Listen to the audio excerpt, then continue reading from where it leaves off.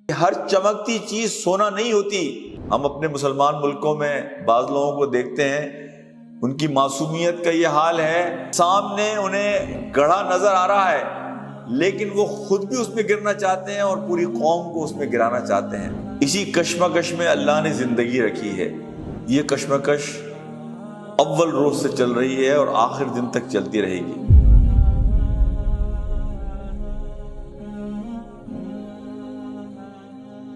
اعوذ باللہ من الشیطان الرجیم، بسم اللہ الرحمن الرحیم۔ دنیا کو ہے پھر مارکہ روح و بدن پیش، تہذیب نے پھر اپنے درندوں کو ابھارا۔ علامہ اقبال کا یہ شعر، یہاں روح سے مراد اسلام ہے اور بدن سے مراد وطنیت اور مادیت ہے۔ یہ جو کشمکش ہے نا، اسلام کی، خیر کی اور مادیت کی اور وطنیت کی، یہ پرانی جنگ ہے۔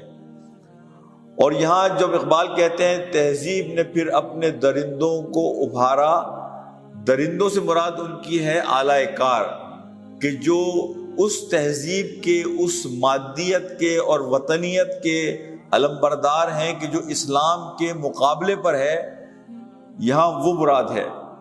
یہ کشمکش اول روز سے چل رہی ہے اور آخر دن تک چلتی رہے گی۔ اسی کشمکش میں اللہ نے زندگی رکھی ہے۔ اسی کشمکش میں اللہ نے اگلی آنے والی دنیا کے لیے انسانوں کا کیا اسٹیٹس اور مقام ہوگا، اس کا نتیجہ رکھا ہے۔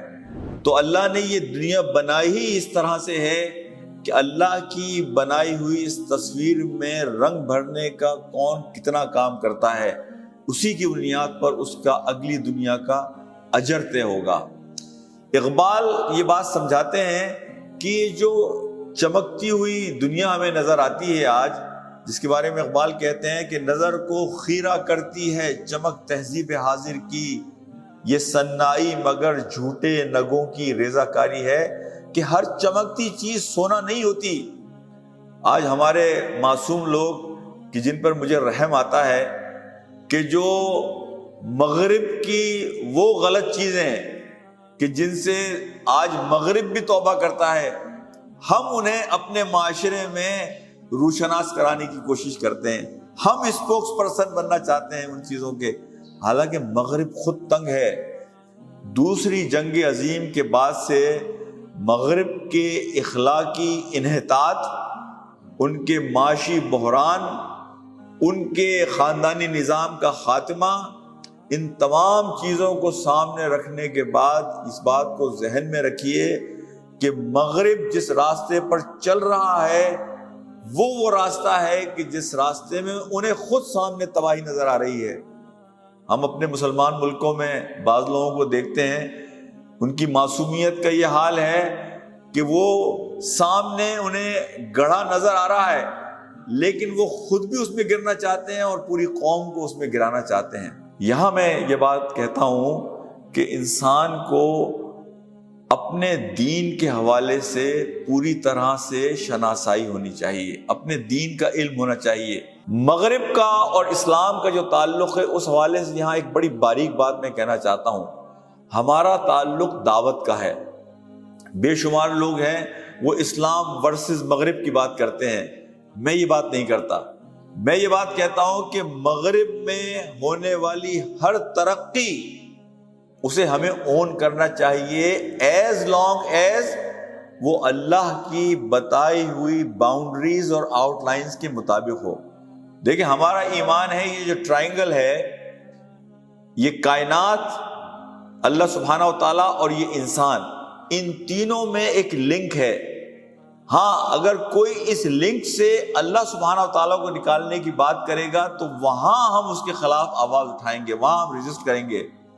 ورنہ بحیثیت انسان، چاہے مغرب ترقی کرے چاہے مشرق ترقی کرے، یہ وہ چھپا ہوا پوٹینشل ہے انسان میں جو اللہ نے رکھا ہے، اور اسی وجہ سے قرآن اس بات کی گواہی دیتا ہے، کبھی ایک قوم کو اوپر لے کر آتا ہے، کبھی دوسری قوم کو نیچے لے کر جاتا ہے، تاکہ ہمارے اندر اللہ کا دیا ہوا پوٹینشل سامنے آ سکے۔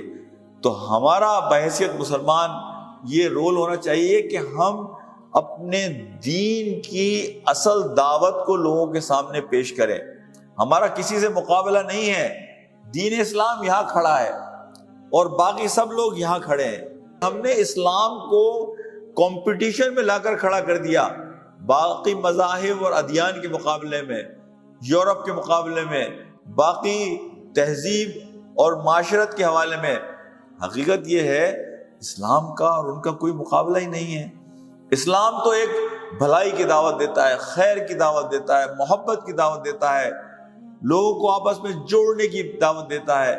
تو ہمیں کمپٹیشن نہیں، اسلام کوئی کمپٹیشن نہیں ہے۔ اسلام کا جو تعارف مغرب میں ہم نے کرایا ہے وہ بڑی زیادتی ہے۔